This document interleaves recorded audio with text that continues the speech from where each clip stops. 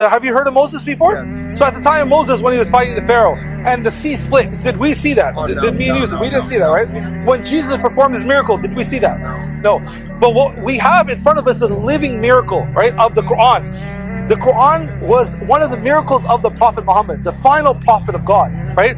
And it's a timeless revelation. It was revealed over 1400 years ago, and it's still intact, exactly the same, letter for letter, word for word. So we believe that this is a miracle that all humans can see till today. It's a living miracle that's in front of their eyes that they could read and they could touch. You understand? Unlike the previous miracles, what we believe in, but we didn't see it with our own eyes. This is a living miracle that we see with our own eyes, right? And it's still intact, exactly the same, letter for letter, word for word. So we believe that this is a miracle that all humans can see till today. It's a living miracle that's in front of their eyes that they could read and they could touch. You understand? Dr. Elizabeth Prin disagrees with them. She believes it is not Uthmanic and not from Masud's Codex, but suggests that, and listen to this, the lower text was in the process of being corrected and made more precisely canonical. She considers the two layers as stages in a process of canonization. It's a redaction process, basically. There you go. Basically what she's saying is you have one text that is being created and then raced off, and a new text is being put over time. You can see an evolution in the text within that one palimpsest. And I would tend to agree based on what I'm seeing so far, but obviously we still need to do more studies on that. And so what she says, she explains this by saying that the various categories of corrections were attempts to standardize the lower text. Hugely significant. Now, fascinating, you can see when you look at, here you have a Western scholar, a German scholar, who's had more chance to look at this, and the three Muslim scholars disagreeing on the most significant part. And that is, they all agree that it's not the Quran that we have today. They all agree that it doesn't follow any of the patterns that the later compilers. But the Western scholar says, wait a minute, it's worse than that. It is so different that it looks like it is the beginning of a process of canonization, of standardization that's going on. Therefore, if this theory stands as true theory, and I want to use academic, basically, language here, then every change we're going to see in later manuscripts indicate that this process was continuous. Okay. Now, what Hilali goes and she says, these are her conclusions. Notice that every one of these conclusions fall within the classical narrative. She's been very careful to keep it within the Muslim classical narrative. What do I mean by that? This is what Muslims do accept today. Right. More, when I'm saying scholarly Muslims, not the man in the street. Not the man in the street, not many of those Muslims who are watching us right now, but certainly the scholars of Islam, they accept, and she's kept it within that narrative. She says there are deviations, Elizabeth Prin calls them, or variants, as Sadeghi calls them, in the lower text. And she knows that. There are only 63 verses in that lower text. Within those 63 verses, they have found 70 variants. That means variants when compared to the 1924 text. That's right. Hilali believes that the lower text was a product of a reading circle. That's her conclusion. Now, explain a reading circle. And the reason why she mentioned this, because in chapter 9 of the Quran, as if you study really the Quran, you know that it doesn't have the Basmala, in the name of Allah. She saw an instruction in there that says, do not read Basmala here, or write Basmala, basically. That's the whole idea.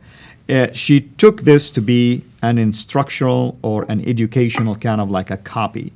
But my question is, why would anyone write this instruction to somebody if they were teaching it to them? They would have taught them this, and that's it. That's it.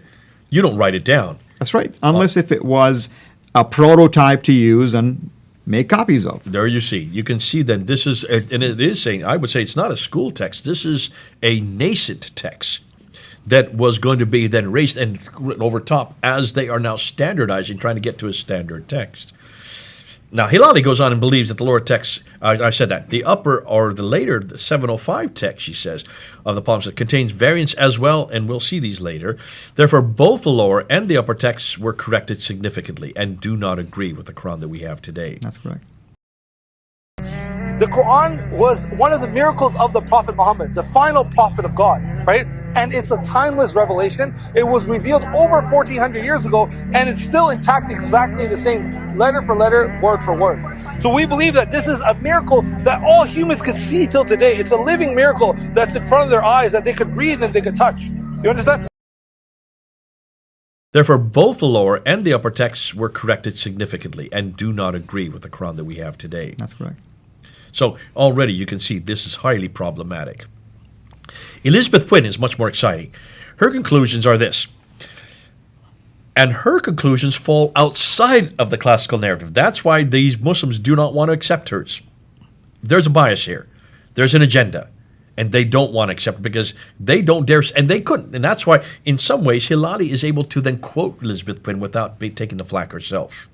So Elizabeth Quinn says that the lower text is neither Uthmanic, nor is it from Ibn Masud's Codex. So she concludes that the lower text was in the process of being corrected and made more precisely canonical. Thus, the two layers were stages in the process of canonization. That's right. And I think both of us here agree with her on that. That's right. She suggests that the corrections predate the upper text and were so many that at some stage the corrector abandoned the corrections and the text was palimpsested. Now, to me, it's a no-brainer. If you look and you see two different texts, they don't agree with each other. This has even directions on how you're to read it. It suggests that there were so many corrections, they got tired of, it just became too difficult to work with, so they just washed it all off and then wrote it over on top with what they were getting to, what they were trying to get to. And whatever they got to in the second layer still doesn't match today's 1924 Here Quran. you go. And that's what's fascinating. That's correct. But what we have in front of us is a living miracle, right, of the Qur'an. The Qur'an was one of the miracles of the Prophet Muhammad, the final prophet of God, right? And it's a timeless revelation. It was revealed over 1400 years ago, and it's still intact, exactly the same, letter for letter, word for word. So we believe that this is a miracle that all humans can see till today. It's a living miracle that's in front of their eyes that they could read and they could touch. You understand? Unlike the previous miracles, what we believe in, but we didn't see it with our own eyes. This is a living miracle that we see with our own eyes, right? And whatever they got to in the second layer still doesn't match today's 1924 Here Quran. you go. And that's what's fascinating. That's correct. That's what's fascinating. And we need to look and we need to ask some questions. Now, just take a look at the graph there. You can take a look at the slide. There you can see on the left side, the lower text. We're only talking about 63 verses. And then the upper text, we're not talking about too many more, maybe about double the number of verses that exist in the upper text. So it's not the complete Quran. That's right. As we said earlier, this is only 26% of the Quran. And when we look and see the variants, you can see 63 verses with 70 variants in the lower text. Verbs and nouns are left out. Articles are different. Participles are different. Conjunctions are differences. There are preposition differences. Isolated letters, 29 times isolated letters. Expression differences, expressions, and entire sentences. So let's just take a look at just a few of these. We don't have time to go through them all in depth, but here's Surah 2, Ayah 88. I'll do the left, and then you do the Tahireen text. So on the left it says, our hearts are wrapped, but in fact Allah has cursed them for their injustice. So little is it that they believe. Here in the 1924 Kyrene text, it says this, and they said, our hearts are wrapped, but in fact, Allah has cursed them for their unbelief. Yours says, بِظُلْمِهِمْ, here says, بِكُفْرِهِمْ. So little is it that they believe. Two completely different concepts for the same verse. That's right. In chapter 8, verse 74, and I'll just read the whole verse. I'll just say in one on the Sana, it's in the name of Allah, with their money and themselves, has been changed now today to, if I say, they did jihad. Yeah, that's right. In the name of Allah. Wait a minute. And this is problematic, basically, because now you're talking about jihad now, and struggle, and many other things. So you can see that does change it completely. Now here's what, so travel freely throughout the land 4 months, but know that they, look at the word they, do not escape Allah and His Prophet. Okay? And His Prophet in the Sana. Now look in the Kyrene text. Just you cannot escape Allah. You cannot escape Allah, and His Prophet has been taken out. So there you can see where they've actually reduced it. And I'm going to tell you why this is important, by the way. Because that would have been probably said when the Prophet was alive. Now the Prophet is not alive. Why do you need it there? So you need to take it out. Okay. So the theology continues. Okay. Here you have chapter 9, verse 9. They have exchanged the sign of Allah and their oath for a small price. and averted from the way of Allah, now that it is taken out. Take a look at what they've done. They've exchanged, go ahead. The signs of Allah for a small price and averted, basically, people from His way. So they've taken out and their oath completely and That's just right. put for a small price. That's right. 9:13, and why don't you fight a people who broke their oaths, and they were the first to start the aggression, and they intended to drive out the prophet. Now take a look at how they have changed it and flipped it around for the 1924 That's Kyrene right. text. Will you not fight a people who broke their oath and they intended to drive out the prophet, and they were the first to start aggression? There you go, complete change around. And one is, why don't you? And the other one is, will you not? That's right. Completely, it's even more of a question. Surah 9, verse 17, coming on down. For these are those whose deeds fell in this world, in the next, has been changed to For those, their deeds fell worthless. worthless. You can see that changes it completely. And now in the last stage, now here's what's going to go opposite from what you said. Those who believe in Allah in the last day, and he did jihad in the name of Allah, and did not fear anyone but Allah.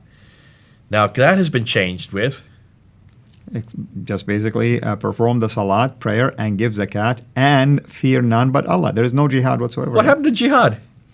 Completely thrown out. So you can see jihad was there, now it's no longer there. It That's right. makes it more politically correct as well.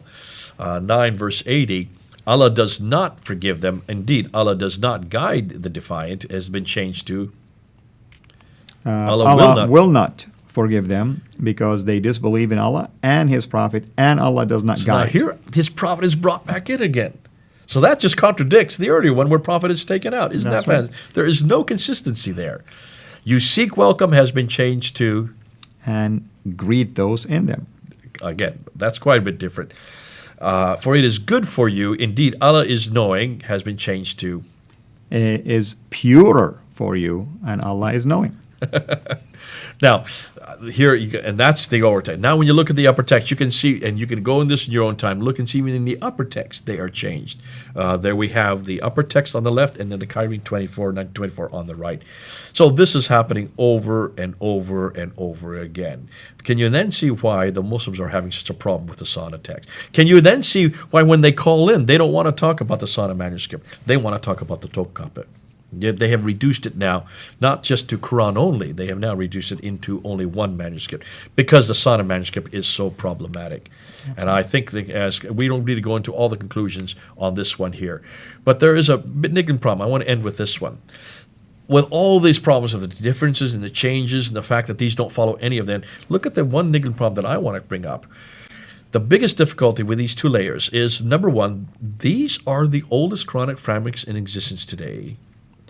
All the other extant manuscripts are more recent. So why are these layered palimpsests the earliest ones? And where is the original Quran from which these supposed reading texts were derived? That's right. See, how is it that these turn out to be the oldest and they don't agree with any other ones that come later? If Muslims are saying that these actually follow a one that is earlier than this, that from the time of 652, where is it? Why is it that the earliest we have is completely different than all the others? That's correct. Hugely problematic. And it's a good place to leave it there because Absolutely. Muslims have to deal with this. The scholars have to deal with it. Those who are listening today have to deal. And we're talking to you, Muslims. You're going to have to deal with this material. This is nothing that I would want to defend. I'm so glad we don't have these problems with the Bible. Amen. Quran itself was miracle, and the book that inside It's not a miracle. Anyway, it's not that there's no way to prove. I can just make a claim and justify it. And if it is my claim. It is my claim that Quran is miracle. You cannot say that. I cannot make a claim. Okay, because there's no way to prove. Hey, John. Let me ask you a question. Let me kind of prove something to you. What is the most important thing about the Exodus that you as a Jew and the Jewish community over the millennia have remembered and celebrated? The fact that God took us away from the oppression of Pharaoh and revealed himself to us at Mount Sinai.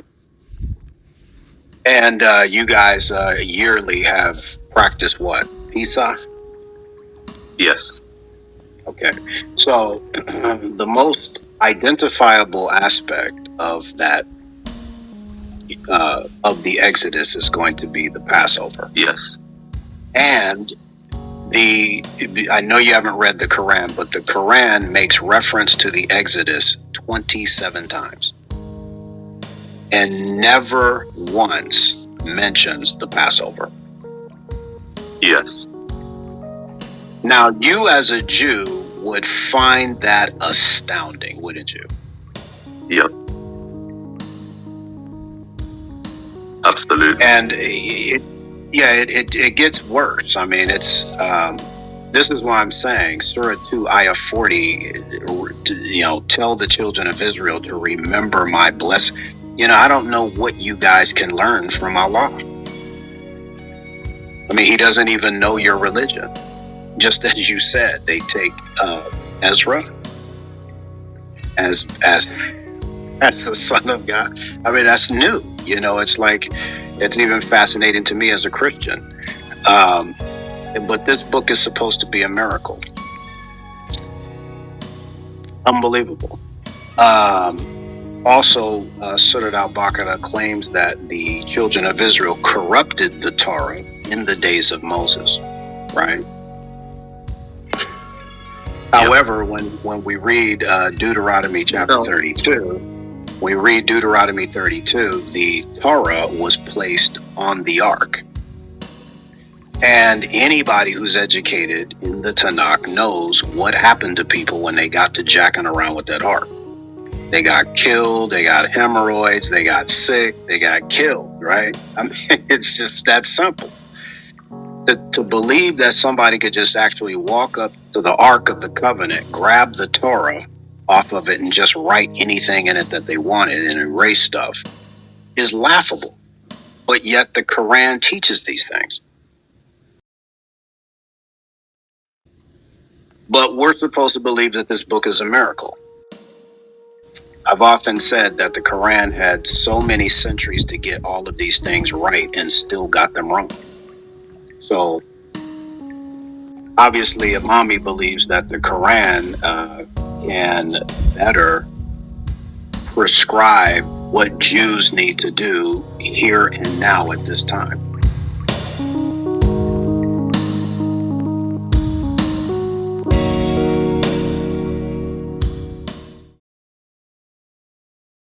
And it's still intact, exactly the same, letter for letter, word for word. So we believe that this is a miracle that all humans can see till today. It's a living miracle that's in front of their eyes, that they could read and they could touch. You understand? Unlike the previous miracles, what we believe in, but we didn't see it with our own eyes. This is a living miracle that we see with our own eyes, right?